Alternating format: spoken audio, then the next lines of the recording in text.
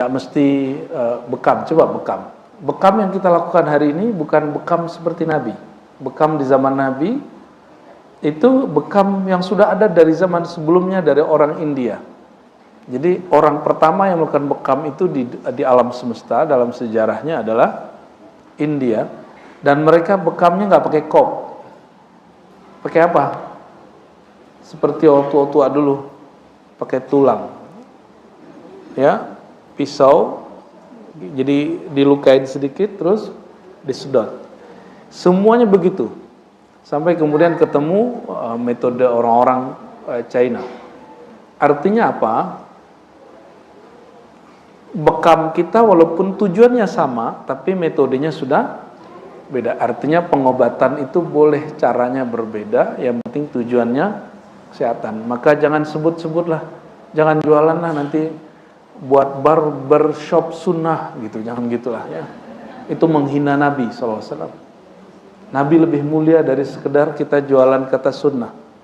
Ya, makapun saya nggak mau sebut pengajian saya pengajian sunnah. Ntar ada pengajian wajib, ada pengajian bid'ah nanti. Tapi kalau ada yang memakai itu terserah. Anda tanggung jawab saja dengan Rasulullah SAW. Nanti nama itu tanggung jawab kepada yang punya sunnah, yaitu Rasulullah SAW. Ya. Kita baca kitab As-Siwak, Thawabus Siwak. Thawab bahasa Arab artinya pahala. As-Siwak berarti siwak itu bisa berarti aktivitas, bisa berarti siwak itu alat yang terbuat dari akar kayu arak ya, atau ranting ya. Nggak ada, kalau dulu zaman orang tua-tua saya ketemu mereka pakai itu rumput apa tuh namanya ya, rumput gitu ya. Kita cobain loh, aneh. Kalau nggak tahu caranya malah bikin luka. Namun siwak ini bisa diartikan secara istilahi, secara istilah syariat, aktivitas membersihkan rongga mulut, gigi rongga mulut. Maka semua aktivitas itu disebut dengan bersiwak. Oleh karenanya sunnah Nabi itu ada yang dipahami secara harfiah, alat. Kalau nggak ada alat siwak namanya kayu arak di sini, bukan arak tuak ya, arak ya. Kayu arak tidak ada di sini, terus kita nggak bisa siwak dong, kan nggak begitu. Nah, maka maqasidus syariahnya, tujuan syariatnya adalah tathhirul fam, membersihkan rongga mulut dengan cara apapun, yang penting alatnya suci, bersih, maka dia disebut dengan bersiwak. Jadi saya berdebat dengan kawan-kawan saya dulu, saya ikut khurut jemaah tabligh dulu Bapak Ibu. Sampai sekarang hubungan kita masih baik dengan teman-teman jemaah tabligh. Dan saya debat masalah itu karena kita ngaji ada namanya maqasidus syariah. Terus dia ngotot, mesti siwak. Ya, saya jawab, siwak itu baru kita punya di Indonesia setelah impor dan ekspor ini lancar. Sebelumnya nggak ada. Berarti sebelumnya guru-guru ente ngajarin hadis itu tidak pernah mengamalkan sunnah, saya bilang gitu. Ya, ya akhirnya diem-dieman. Dia pakai siwaknya, saya pakai Pepsodent rasa siwak. Ya. Allahumma sholli ala sayyidina Muhammad. Sekarang bahkan sudah ada namanya siwak ya. Ya kalau itu bolehlah, jualan begitu bolehlah, tapi nggak usah disebut siwak sunnah gitu. Karena dulu Abu Jahal, Abu Lahab juga bersiwak sesekali. Bismillahirrahmanirrahim. An Sayyidatina Aisyah radhiyallahu taala anhu, diriwayatkan dari Sayyidah Aisyah, semoga Allah meridainya, anna Nabiyya sallallahu alaihi wasallam, bahwa Nabi sallallahu alaihi wasallam, ini namanya ringkasan sanad. Aslinya mesti disebutkan dari awal. Dari fulan ya. Dan hadis ini diriwayatkan oleh Imam An-Nasa'i, Ibnu Huzaimah, Ibnu Hibban, dan juga potongannya ada di riwayat Bukhari. Apa kata Nabi sallallahu alaihi wasallam? As-siwaqu matharatun lil fammi wa mardatun inda rabb. Ya, di sini wa mardatun lirabbi. Siwak itu matharah. Matharah bisa diartikan dua dalam bahasa Arab, yang bisa bahasa Arab pasti paham maksud saya, disebut masdar mimi, ya, kesucian. Tapi yang lebih tepat dia alat, ya. Alat untuk membersihkan mulut. Matharatun lil fammi. Maka semua alat yang dapat membersihkan mulut dapat kita masukkan ke dalam kategori siwak secara istilah syara. Tapi tidak termasuk siwak secara lughatan, secara bahasa. Karena siwak secara bahasa dia kayu Arab, ya. Ada yang punya? Saya simpan di tas saya, itu hampir semua tas saya simpan. Di mobil simpan sampai udah kering. Sampai udah nggak jelas bentuknya, ya. Karena salah satu yang agak beda, saya juga heran, siwak itu sering kita lupa. Dan kita nggak usah kaitkan dengan jin, ya. Itu karena ditilop sama jin. Itu ente otak khurafat namanya, ya. Bawa aja kemana-mana. Jadi ibu-ibu nih coba kalau gosok gigi atau coba pakai siwak. Tapi siwak itu harus dihalusin dulu, ya, ujungnya. Jangan langsung yang kasar itu giniin, luka. Gigit-gigit dulu, nanti keluar enzimnya, baru digosok. Tapi jangan siwak depan cowok, ya. Saya nggak suka liatnya. Nanti kayak nggak bisa disebut lah.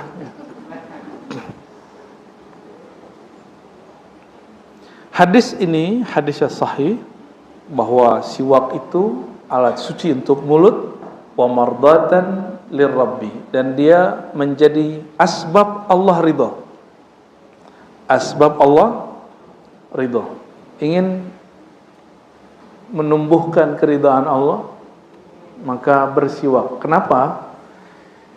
Kapan Allah ridha? Jika si hamba ridha. Ridha itu istiwaul halain, istiwaul qalbi fil halain. Hati itu terasa nyaman, bertuhannya sama meskipun kondisinya berubah. Kita biasanya kalau pakai siwak, misalnya hanya mau sholat. Ketika kita hari-hari pakai siwak, kerasa kayak mau sholat, padahal bukan sholat. Jadi kita ngerasa hidup-hidup tuh kayak mau sholat. Atau bapak ibu misalnya kalau pakai siwak berasanya kayak di Mekah, jadi bawa rasa Mekah ke Atin. Namun yang paling pasti adalah Allah itu suka orang bersih dan menghargai orang yang membaca ayatnya dalam kebersihan. Kalau ada orang baca Al-Quran, mulutnya bersih, itu malaikat langsung nempel. Jadi setiap huruf yang kita baca dalam hadis Nabi, jika orang melakukan setelah mencuci mulutnya, itu harum mulutnya itu langsung kemudian ditangkap oleh malaikat. Fi jawfil malak, begitu dalam hadis. Nanti hadisnya kita sampai di sana, bahwa setiap ayat yang dibaca dalam keadaan mulut bersih akan langsung ditangkap oleh malaikat. Malaikat kiram bararah, malaikat Quran. Bayangkan bau mulut bapak ibu yang standar itu, ketika disiwakin, dia langsung harum menurut malaikat. Ya. Masih ingat orang puasa? Orang puasa itu bau mulutnya. Tapi di sisi Allah, tapi di sisi malaikat enggak. Bagi malaikat itu bau. Jadi kalau kita puasa, tetap saja mulut kita bau menurut malaikat, tapi indallah, di sisi Allah harum. Jadi bau itu ada yang menurut manusia, ada yang menurut selain manusia, itu bisa jadi malaikat, bisa jadi jin, ada yang menurut Allah Subhanahu wa ta'ala. Allah itu memandang bau mulut atau memandang kolbu yang bau mulut? Ya. Innallaha yanzuru ila qulubikum. Allah memandang ke dalam kolbumu. Maka sebau apapun mulut orang berpuasa itu dinilai harum oleh Allah SWT karena kolbunya sedang berpuasa. Gitu ya. Ada di riwayat Ibnu Abbas, Imam Tabrani menyebutkan wa mijlatan lil basar. bersiwak itu akan menghilangkan rasa ngantuk. Yang tahajud malam tadi ngantuk-ngantukan, berarti kurangnya satu, kurang bersiwak. Cobain nanti bersiwak, lalu berwudu, atau berwudu dulu baru bersiwak, itu nggak ada masalah. Boleh mana yang duluan terserah. Dan rasakan ngantuknya hilang. Ya, coba kasih tahu anak-anak kita yang nyantri, yang sekolah, biar kamu nggak ngantuk, kamu bawa siwak atau kamu gosok gigi. Itu hilang. Karena getah-getah mulut itu bikin kita males. Karena mulut itu isinya saraf. Saraf-saraf itu kalau dia nggak bersih, bikin orang males, jadi mager, ya, males gerak, ya. Tapi pagi ini pada datangnya, alhamdulillah, bapak-bapak kalah dominasi nih, ya, sudah langsung di-cut oleh ibu-ibu. Ya, nanti demonya sama Pak Mehmet sama Ustadz Kernali, ya.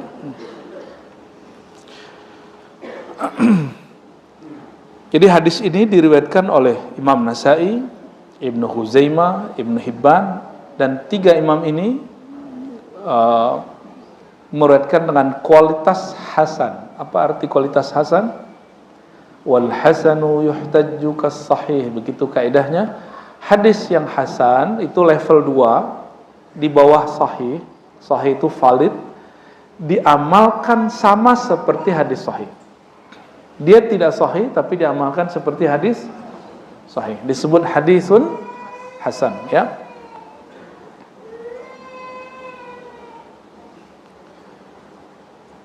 Wa kharraja Ibnu Majah min tariqi Ali ibn Yazid anil Qasim an Abi Umamah. Ibnu Majah meriwayatkan dari jalur Ali bin Yazid anil Qasim an Abi Umamah. Masalahnya dia menyebutkan nama Ali bin Yazid. Jadi dalam hadis itu ada namanya sanad, rantai informan. Jika informannya tidak kuat hafalannya atau tidak kredibel, maka informasinya tidak sahih. Apa kata Imam Ibnu Majah? Aku meriwayatkan dari jalur Ali bin Yazid, dan Ali bin Yazid ini orangnya tidak kuat. Maka hadis ini termasuk tergolong hadis yang lemah. Tapi hadisnya semakna ada di Sahih Bukhari. Apa itu? Jadi ada kalimat di tengahnya. Nah, kalau kalimat yang di sini lafaznya adalah tasawwaku fa inna siwak mataharatan li fammi. Bersiwaklah kamu karena dia membersihkan isi mulut, dapat ridha Allah. Dan Jibril datang kepadaku selalu berwasiat pakailah siwak. Tapi hadis ini dhaif. Tapi ada lafaz tengahnya. Lafaz di tengah ini ada di hadis Imam Muslim dan hadis-hadis sahih lainnya.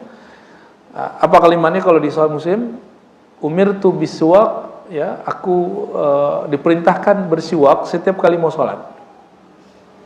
Laula an asyqa ala ummati ila amartuhum bisiwak inda kulli salat. Seandainya tidak memberatkan umatku, aku diperintahkan, ya, aku perintahkan umatku bersiwak setiap kali salat. Artinya jangan gampang mendhaifkan hadis. Nah, hari ini banyak, kebetulan saya ngajar, bukan kebetulan, emang kebenaran takdirnya. Di pasca sarjana itu saya ngajar takhrij hadis dan juga metodologi penelitian. Ya, metodologi itu kadang masuknya ke filsafat, masuknya ke filologi, masuknya ke akidah, masuk macam-macam. Jadi orang metodologi bisa masuk kemana aja. Boleh masuk ke lintas alam, Bapak Ibu. Dan kajian hadis dia metodologi empiris. Di filsafat itu namanya metodologi empiris. Maka orang yang mengharapkan filsafat dia nggak akan mengerti ilmu apa yang sedang dia pelajari. Oleh karenanya kita tidak menolak, ya. Secara ilmu hadis, hadis ini diriwayatkan dalam potongan yang macam-macam. Kalau dikumpulkan, hadisnya akan naik menjadi hadis yang hasan, ya. Kalau tidak yang di depannya, minimal yang di tengahnya hadisnya sahih. Oke, kita lanjut. Jadi kata Nabi, seandainya umatku tidak keberatan, aku akan suruh mereka bersiwak setiap kali salat. Kira-kira kalau begitu, orang Islam punya jigong nggak, Bu? Ya, nggak bakal. Kenapa? Karena dia bersiwak setiap kali salat. Tapi aneh, kenapa orang Islam kebanyakan mulutnya bau hari ini? Dia orang Islam tapi tidak Islami. Orang Islam tapi tidak Islami. Dan mohon maaf Bapak yang ngerokok, itu wajib Pak hukumnya. Mau sholat itu nyiwak itu wajib hukumnya. Minimal ya kata Imam Nawawi, kalau kamu nggak punya pakai jarimu. Bapak yang ngudut-ngudut itu wajib hukumnya membersihkan mulut sebelum sholat. Ini mazhab saya, ya. Mazhab baru. Bukan itu kalam Nabi Bapak Ibu, ya. Laula an asyqa ala ummati, ya, seandainya tidak memberatkan umatku, aku perintahkan mereka bersiwak setiap kali mau. Bayangkan itu bau rokok itu kan bau sekali, ya. Efeknya itu nggak enak. Kita yang di dekat orang ngerokok juga nggak enak. Sesama cowok gitu ya. Ya walaupun Bapak Ibu pakai yang harum-harum itu hari ini, ya ada namanya apa? EC gitu ya. Harum kata orang, tetap saja dia ada tembakonya itu bau. Jadi kita harus membersihkan gigi. Tapi masalahnya ada yang nggak ngerokok bau juga. Coba tanya sama dokter, kenapa mulut kalau nggak ngerokok tetap bau juga? Ya, artinya yang sudah sadar mulutnya emang bermasalah, bersiwaklah sebelum, ya cuci mulutnya, gosok gigi sebelum sholat. Ya. Cukup nggak disemprot? Nggak. Biar harum gitu, set gitu nggak. Mesti dibersihkan. Laqad imirtu bisiwak hatta khasyitu ayyuha ilayya fihi syai'. Ya, dalam hadis Imam Ahmad disebutkan, aku diperintahkan bersiwak sehingga aku khawatir aku diwahyukan ilayya kepadaku fihi padanya siwak, dalam mengenai siwak sesuatu. Tapi ternyata tidak ada. Hadis Abu Hurairah sama, ya. Semua ada riwayatnya ma'a inda kulli shalah. Jadi ada dua riwayat mengenai siwak itu setiap mau sholat atau ma'a kulli wudu'in, setiap kali berwudu. Jadi ada dua versi. Ada dua versi. Sedangkan inda kulli shalah ada di Muslim, bahkan ada di Bukhari, ya, rawahul Bukhari wa Muslim wa Ahmad wa Ibnu Majah. Namun ada lafaz redaksi lain di riwayat Imam Ahmad, ma'a kulli wudu'in, setiap kali berwudu. Ya. Ini masalahnya. Wudu itu dalam bahasa Arab itu ada lughatan, ada istilahan, ada makna bahasa.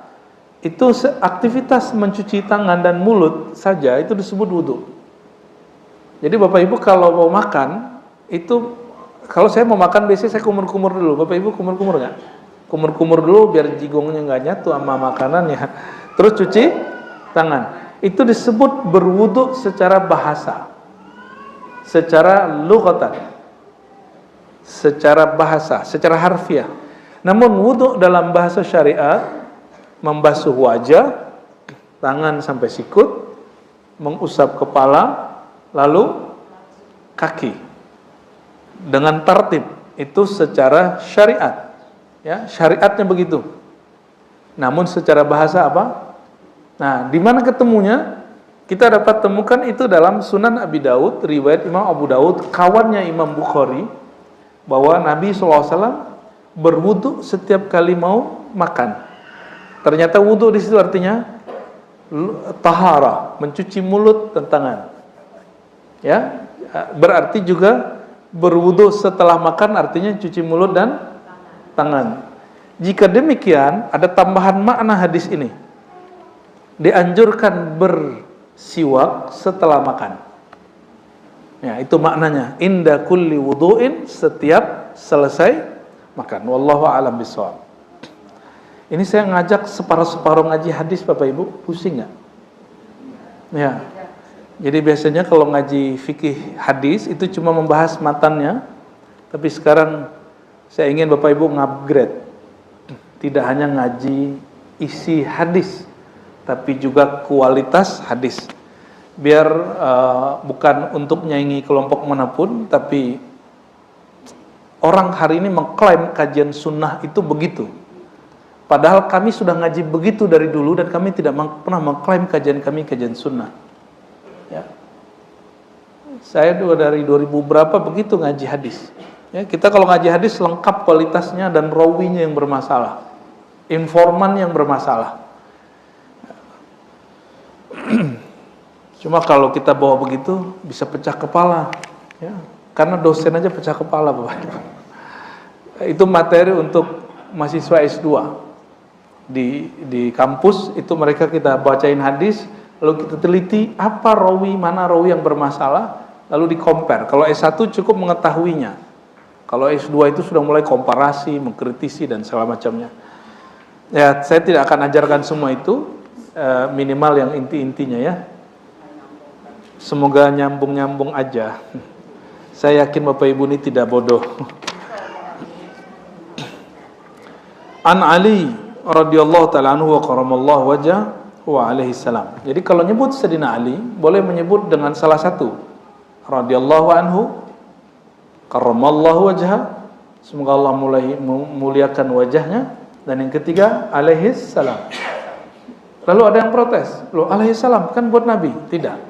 Itu ada di Sahih Bukhari. Imam Bukhari menyebut dengan tidak metode itu. Setiap marra bi ismi Ali faqala radhiyallahu anhu. Ketika sebut nama Ali, menyebut radhiyallahu anhu atau alaihi salam atau karamallahu wajhah, ya. Dan itu bukan pencirian Syiah. Itu ada di Syiah, ada di Ahlus Sunnah, ya.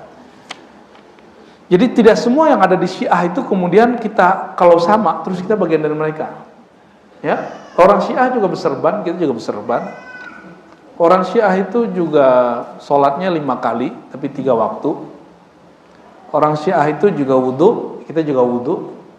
Ya, orang Syiah itu ada yang kalau perempuan itu jilbabnya lebih lebar dari ibu semua ini, ya. Bukan berarti itu pakaian ahli bid'ah, bukan. Enggak begitu kita. Jadi kesamaan, terutama jika ada sunnah yang sama, biarin aja. Yang penting kita ngikutin akidah dan mazhab ahlus sunnah wal jamaah. Dari Sayyidina Ali karramallahu wajhah, yang paling saya suka adalah karramallahu wajhah. Annahu amara bisiwak, dia memerintahkan murid-muridnya untuk bersiwak. Dan beliau mengatakan qala Rasulullah sallallahu alaihi wasallam. Lalu beliau menghikayatkan bahwa Nabi pernah bersabda, ini riwayat Imam Bazzar dan sanadnya jayyid, sanadnya bagus. Innal abda idza tasawwaka, seorang hamba jika bersiwak, membersihkan mulutnya, thumma qama yusalli qama al-malak khalfahu. Lalu dia salat, setiap kali dia berdiri takbir, itu di belakangnya ada malaikat. Qamal malak khalfahu, bukan di depan. Enggak berani malaikat berdiri di depan orang salat. Ya, malaikat itu hanya berani di kanannya atau di belakangnya. Di kiri itu bukan, di kiri syayatin. Ini simbolis. Secara simbolis Nabi mengatakan jangan kamu meludah ke kirimu karena di situ ke kananmu karena ada malaikat, tapi meludahlah ke kiri. Waktu dulu masih masjidnya pasir, lantainya pasir, oke? Malaikat berdiri di belakangnya, fayastami' liqira'atihi. Lalu malaikat itu menyimak bacaannya seakan-akan dia jadi makmum. Maka kalau ada orang mengatakan, saya sholat Ramadan di masjid seorang wali, terus tiba-tiba seakan melihat ada orang putih-putih sepanjang mata memandang. Gitu ya, pernah dengar begitu? Itu malaikat Bapak Ibu. Dan dia pasti di belakang. Dia tidak jika di depan dia bukan malaikat. Ya, bisa jadi syaitan, bisa jadi para nabi. Nah, tergantung ketajaman rohaninya. Fa yastami' li qira'ati fayadnu minhu. Malaikat di belakangnya lalu mendekatinya. Kullama qara'a ayatan aw kalimatan nahwaha, setiap kali orang yang sholat itu baca ayat atau baca kalimat tasbih yang mirip, Bapak Ibu baca Allahu Akbar, Subhanallahil azim, Subhanallah bihamdi dan segala macamnya, Rabbighfirli, hatta yad'afa, mereka akan mendekat terus, mendekat hatta yad'afahu ala fi, Sehingga dia kemudian mulutnya ditaruh, mereka membuka mulutnya untuk mendapatkan suara atau getaran suara dari yang baca. Syai'un minal Qur'an, ya, yang berasal dari Quran, illa sara fi jawfil. Kalau ada orang baca sesuatu dari Quran, fama yakhruj min fihi syai'. Apapun yang keluar dari mulutnya dari bacaan Quran, minal Quran, illa sara fi jawfil malak. Kecuali langsung masuk ke dalam rongga mulutnya malaikat. Sakti enggak tuh? Jadi orang paling sakti itu ahlul Quran, ahli zikir, karena semua bacaan dia langsung ditangkap oleh malaikat. Oleh karenanya orang ahlul Quran, ahli zikir ini dia nggak ada urusan dengan penghujat, apalagi netizen. Bagi dia cukup bacaan dia ditangkap oleh malaikat, itu sudah cukup. Adapun hujatan orang bagi dia biasa aja. Itu baru membaca Quran. Apalagi kalau orang memahami isi Al-Quran, itu lebih harum lagi. Fatahhiru afwahakum lil Quran. Oleh karena itu, ini lafaz Sayyidina Ali. Cuma di hadis ini kayak dicampur, padahal ini kalimat Sayyidina Ali. Fatahhiru, beliau mengatakan, sucikanlah, bersihkanlah mulutmu setiap kali lil Quran, untuk baca Quran. Jadi ternyata ada dalil lagi tambahan, tadi salat, wudu, sekarang untuk Quran. Kita tambahkan, karena ada kalimat di dalam hadisnya au nahwa, atau yang sejenis dengan Quran, yaitu zikir. Berarti kalau mau zikir, mau datang ke majelis, tadi pagi pasti gosok gigi semua. Ya, tadi ya, sebelum subuh apa sebelum berangkat? Sebelum subuh, ulang lagi dong sebelum berangkat ya. Kali habis sarapan ada sesuatu nempel di giginya. Ya. Hadis ini diriwayatkan Imam Al-Bazzar. Ya. Pernah dengar Al-Bazzar? Ya. Al-Bazzar punya kitab juga dengan sanad yang hasan. Ya. Wa an Jabir, hadis berikut diriwayatkan dari Jabir. Jabir radhiyallahu taala anhu, beliau mengatakan, ini hadis juga sangat unik dan penuh polemik. Rak'atani bis siwak, 2 rakaat dengan siwak, afdal min 70 rak'atan bighairi siwak. Lebih baik 70 kali lipat daripada salat tanpa siwak. Ini hadis Sayyidina Jabir. Hadis berikut dari Ibnu Abbas dan sama. Apa yang masalah? Hadis pertama, hadisnya dhaif. Hadis dari Ibnu Abbas bahwa salat dengan siwak, dengan membersihkan mulut, lebih afdal 70 kali lipat, hadisnya dhaif. Lalu ada hadis kedua, Ibnu Abbas mengatakan Nabi SAW bersabda, li'an usalli rak'atain bisiwak, aku salat 2 rakaat dengan siwak, lebih aku sukai min an usalliya, daripada aku salat 70 rakaat, 70 rakaat tanpa siwak. Tapi hadis ini juga tidak sampai derajat hasan dan sahih. Namun apa yang bikin saya kaget? Imam ini gurunya Imam Nawawi, dan dia mengatakan rawahu ma Abu Nuaim fi kitab siwak bi isnadaini hasanain. Imam Abu Nuaim punya kitab judulnya Hilyatul Auliya, ada 9 jilid. Alhamdulillah saya pernah menghatamkannya. Dalam kitab itu kata beliau, imam ini meriwayatkan dengan 2 sanad yang hasan. Penelitian Ar-Razi, hadisnya dhaif, tapi Imam Dimyati yang derajatnya jauh di atas saya, derajatnya Al-Hafiz, yang boleh, yang punya otoritas mendhaifkan dan mensahihkan hadis, hanya orang berlaqab, punya reputasi sebagai Al-Hafiz. Kira-kira kalau Ar-Razi bilang dhaif, Imam Dimyati bilang hasan, Bapak ikut mana? Dimyati apa Ar-Razi? Ar-Razi cuma dokter doang. Kalau dia Al-Hafiz. Al-Hafiz itu lebih canggih dari ChatGPT, AI, ataupun Google. Bapak Ibu kalau input satu kalimat di ChatGPT AI, itu muncul yang kita nggak cari. Di Google apalagi. ChatGPT agak lebih oke. AI Gemini segala macam itu yang muncul.